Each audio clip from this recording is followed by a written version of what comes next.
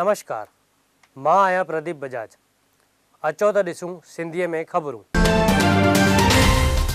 NASA जो ऐतिहासिक क़दम। नासा जो हिकु ऐतिहासिक क़दम सिज जी परिक्रमा करण लाइ हिकु अंतरिक्ष यान रवानो थियो आहे।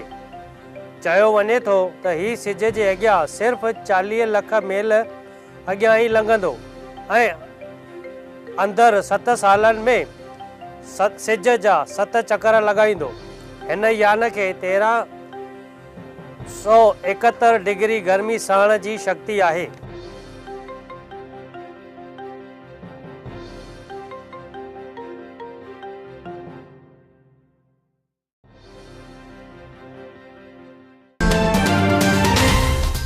हाणे रखड़ियुनि ऐं गणेश भॻवान जी मूर्तीअ ते GST न लॻंदो।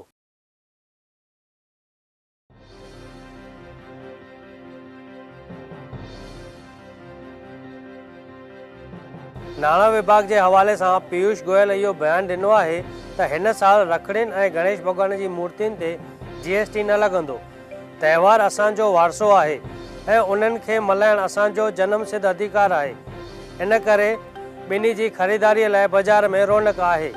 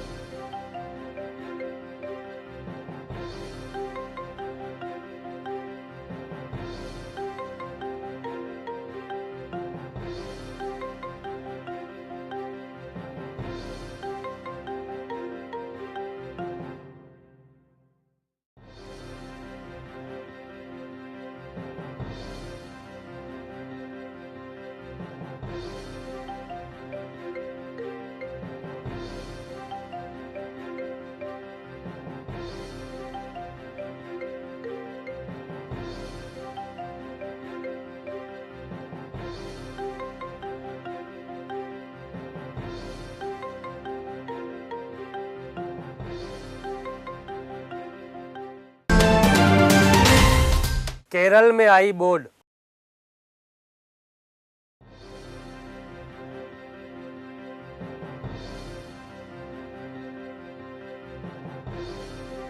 केरल में बोड सबबि तबाहीअ जो मंज़र ॾिसण में अचे थो ऐं हिन ज़बरदस्त बरसाति करे कुल 180 ॼणनि पंहिंजी जान विञाई आहे ऐं 60,000 माण्हुनि खे पंहिंजो घर छॾिणो पियो आहे। बोड सबबि फसल ऐं वापार खे काफ़ी नुक़सानु थियो आहे। आर्मी उते मदद लाइ पहुची वई आहे।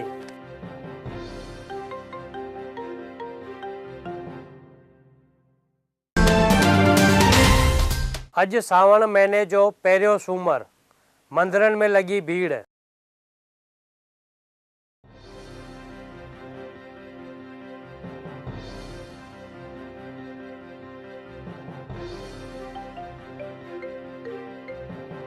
कल्ह खां सावण महीने जी शुरूआति थी आहे ऐं अॼु सावण महीने जो पहिरियों सूमरु आहे।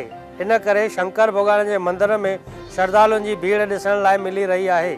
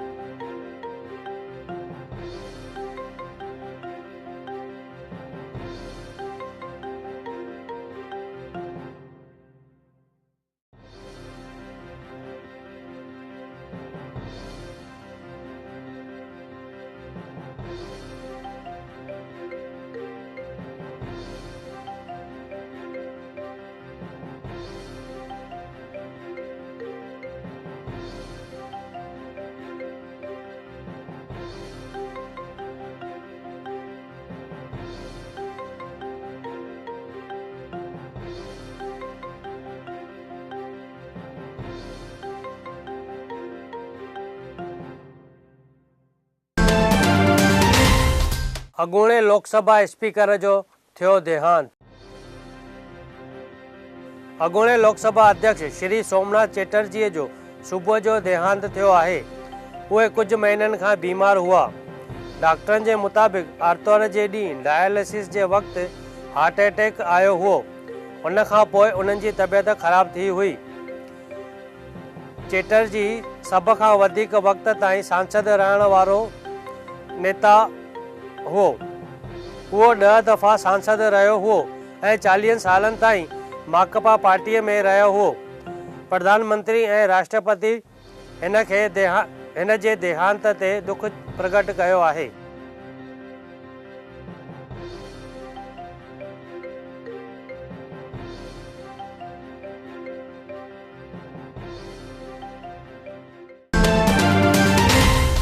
श्रीनगर में 2 आतंकी पकड़िया विया, 1 जवान शहीद ऐं 5 घायल।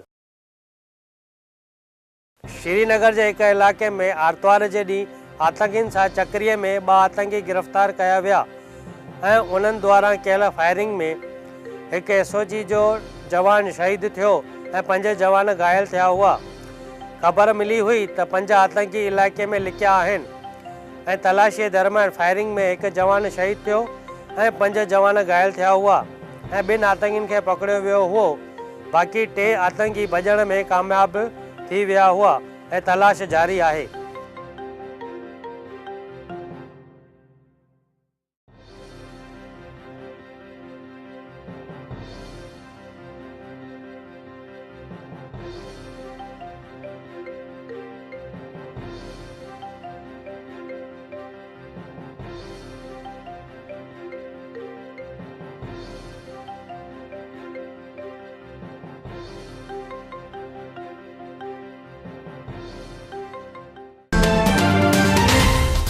सिद्धपुर जे सहसा में पुलिस मथां हमलो।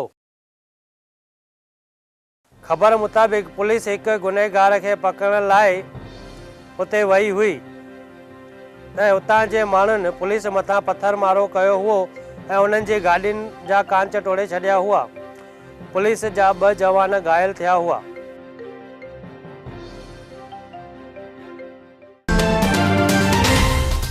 मोरबीअ में 2 धुरियुनि जे विच में टकराव। ख़बर मुताबिक़ मोरबीअ जे बोरिया पाटी विस्तार में 2 धुरियुनि जे विच में तेज़ हथियारनि सां झगड़ो थियो हुओ, जंहिं तकरार में 3 माण्हुनि जो मौक़े ते ई मौत थियो हुओ। पुलिस टिन्हिनि जूं डेड बॉडियूं पोस्टमार्टम लाइ हॉस्पिटल मोकिलियूं हुयूं ऐं पुलिस जो सख़्तु बंदोबस्तु कयो वियो आहे। ॿिन्हिनि धुरियुनि हिक ॿिए जे ख़िलाफ़ फ़रियाद लिखाई आहे। पुलिस फ़रियाद लिखी तपास शुरू कई आहे। कल अहमदाबाद में पुलिस द्वारा ड्रंक एंड ड्राइव अभियान।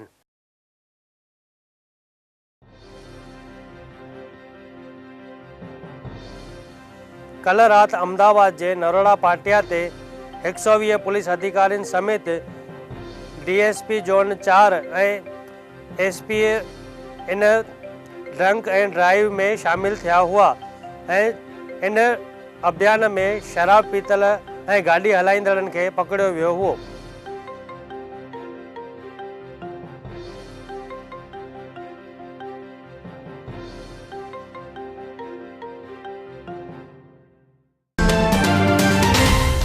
स्वतंत्रता दिवस जे उपलक्ष्य में दिल्लीअ में कड़क सुरक्षा व्यवस्था। दिल्लीअ में स्वतंत्रता दिवस जे लाइ कड़क सुरक्षा जो बंदोबस्तु कयो वियो आहे। दिल्लीअ में पतंग उॾाइण ते बि प्रतिबंध आहे। 7000 खां बि वधीक CCTV कैमराऊं लॻाइण में आयूं आहिनि। पुलिस हर जॻह ते राउंड लॻाए रही आहे ऐं हर जॻह ते ध्यानु रखी रही आहे। भावनगर में डायमंड एसोसिएशन जे प्रोग्राम में शामिल थियो मुख्यमंत्री रूपाणी।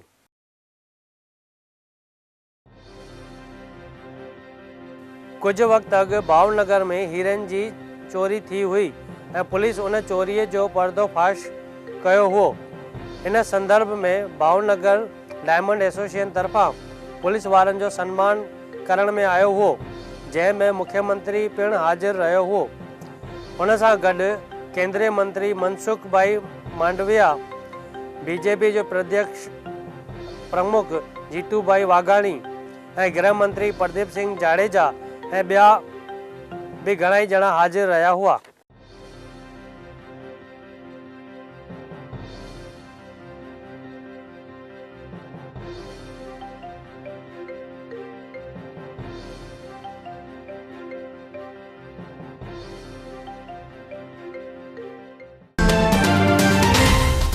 गोंडल में मूंगफली गोडाउन में लॻल बाहि मामले हिकु ऑडियो थियो वायरल। गोंडल जे छापर में लॻल बाहि जे बारे में फायरमैन ऐं विपक्ष जे नेता परेश दानाणी जे विच में थियल ॻाल्हि ॿोल जो हिकु ऑडियो वायरल थियो आहे। अचो त इहो ॿुधूं, पर इहो ऑडियो सच हुअण जो कोई बि दावो कयो नथो वञे।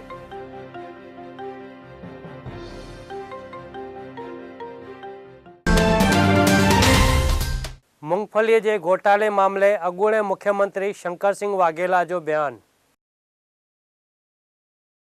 मूंगफलीअ जे घोटाले मामले में शंकर सिंह वाघेला चयो आहे त इहो घोटालो कुड़मिनी कयो आहे। सरकार खे चङी तरह हिन जी तपास करणु घुर्जे।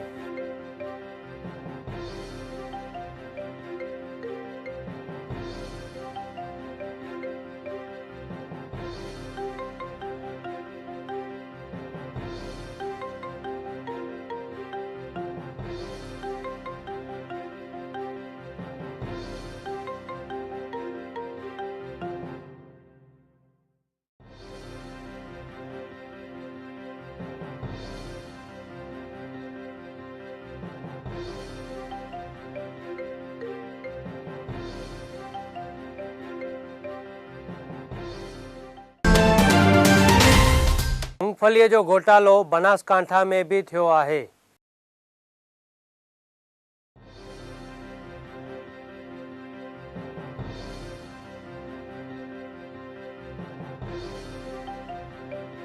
चवण में अचे थो त बनास डेयरीअ जे चेयरमैन इहो घोटालो कयो आहे। हिन कुड़मिन जे नाले ते मूंगफली ख़रीद कई आहे ऐं कुड़मिन खे हैरान करण में अचे थो।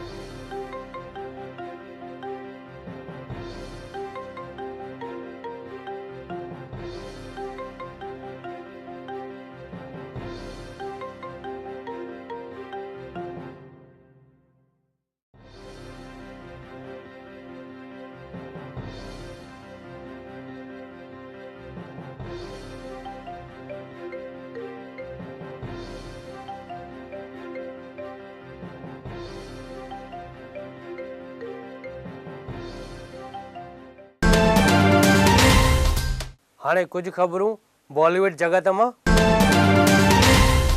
5 सालनि खां पोइ करिश्मा कपूर नज़र ईंदी हिक वेब सीरीज़ में। वीडियो 15 ख़बर मुताबिक़ करिश्मा कपूर एकता कपूर जे इल्ट बालाजीअ सां हिकु डील साइन कई आहे, जेका हिकु वेब सीरीज़ आहे। उन बारे में करिश्मा कंहिं सां बि ॻाल्हि कोन कई आहे। करिश्मा कपूर जी आख़िरी फिल्म 2012 में रिलीज़ थी हुई, डेंजरस इश्क।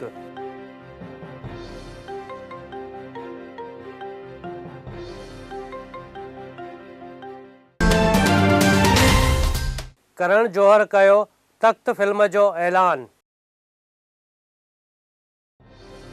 बॉलीवुड जे मशहूर फिल्म मेकर करण जौहर पंहिंजी नई फिल्म जी जाहिरात कई आहे। हिन फिल्म में डायरेक्ट हू पाण कंदो।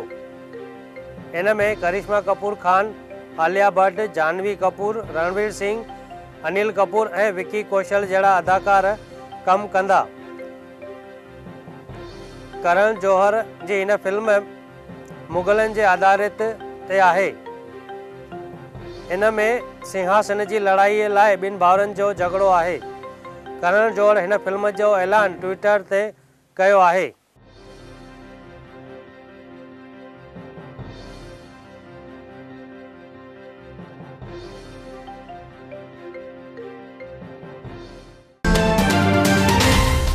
हाणे कुछ खबरूं क्रिकेट जगत में।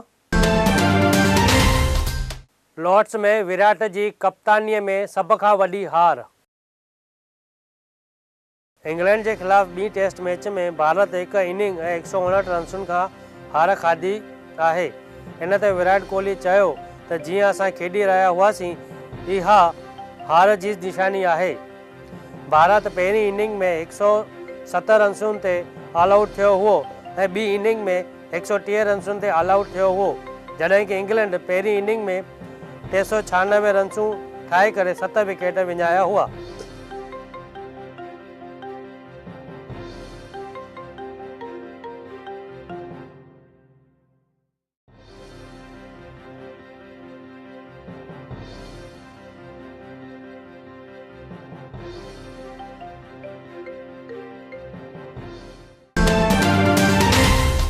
हाणे कुछ खबरूं सिंधी जगत में। अहमदाबाद के ठक्कर नगर में चालीहो साहिब शुरू। अहमदाबाद के ठक्कर नगर में चेतन महाराज के मंदिर में चालीहे साहिब के मेले में भक्तन मौज मचाई है ऐं लाल साईं जा पंजड़ा गाए करे इन मेले की शुरुआत कई हुई। इन मंदिर जा मुख्य बानीकार मूलचंद साधवाणी ऐं राजकुमार मुरजाणी इन चालीहे साहिब के कामयाब बनाइण लाइ हर मुमकिन कोशिश करे रहा आहिनि।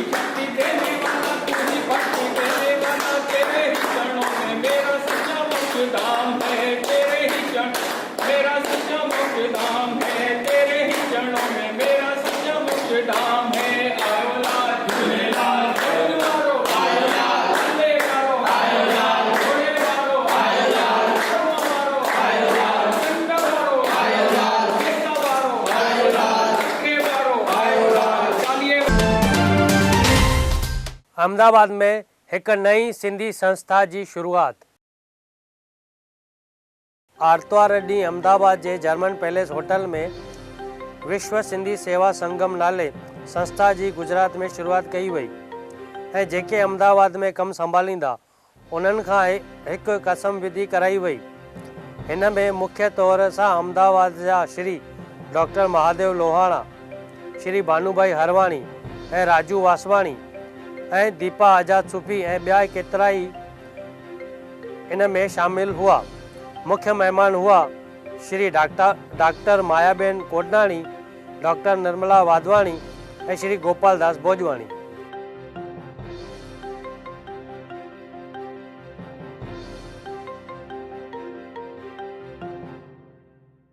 थी करे ॾियण में पूरो सहयोग ॾींदुसि।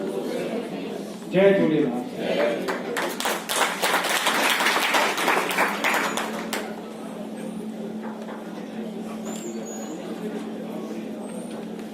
मां असांजे विश्व सिंधी सेवा संगम जा international president lion doctor Raju Manwani ji के वेनती कंदसि कि उहे अॻिते अची करे सभई प्रेसिडेंट्स ऐं उन्हनि जी टीम जो इंस्टॉलेशन कनि।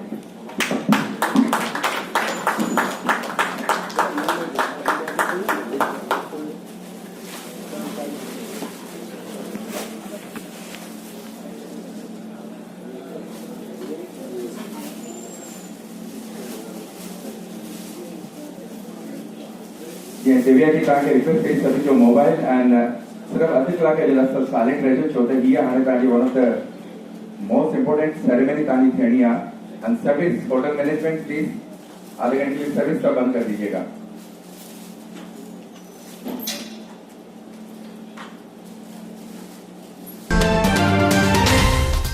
अहमदाबाद के शांतिनगर में आयल लाल वारे परशुराम के मंदिर में छोटू राम मचाई मौज।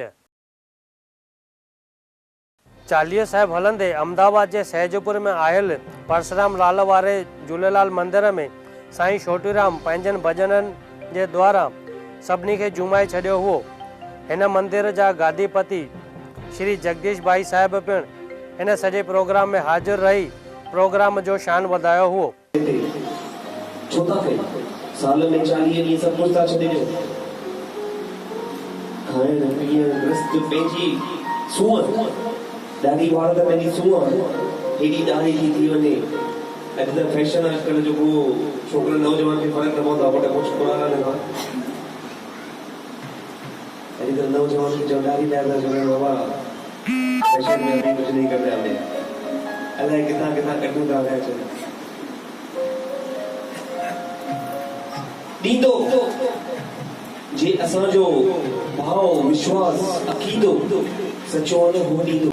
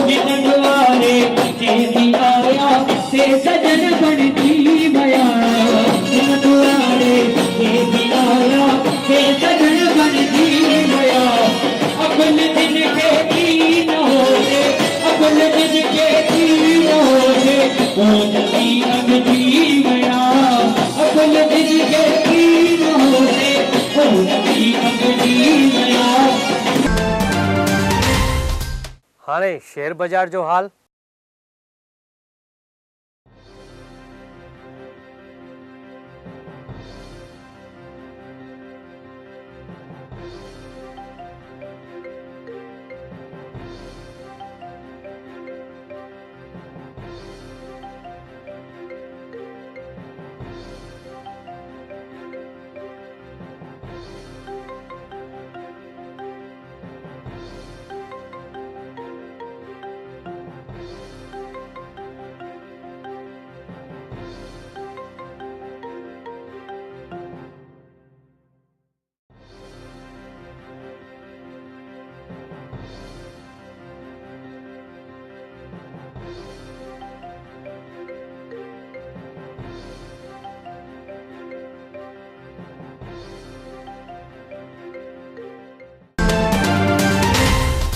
सोन चांदीअ जा अघ।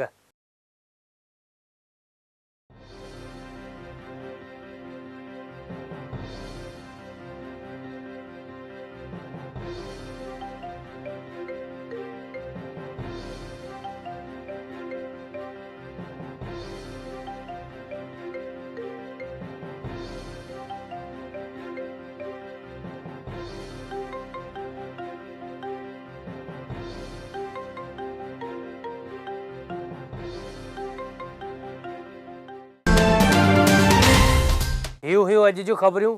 वरी मिलंदासीं सुभाणे साॻे ई वक़्तु। तेसिताईं ॾिसंदा रहो सिंधी टीवी।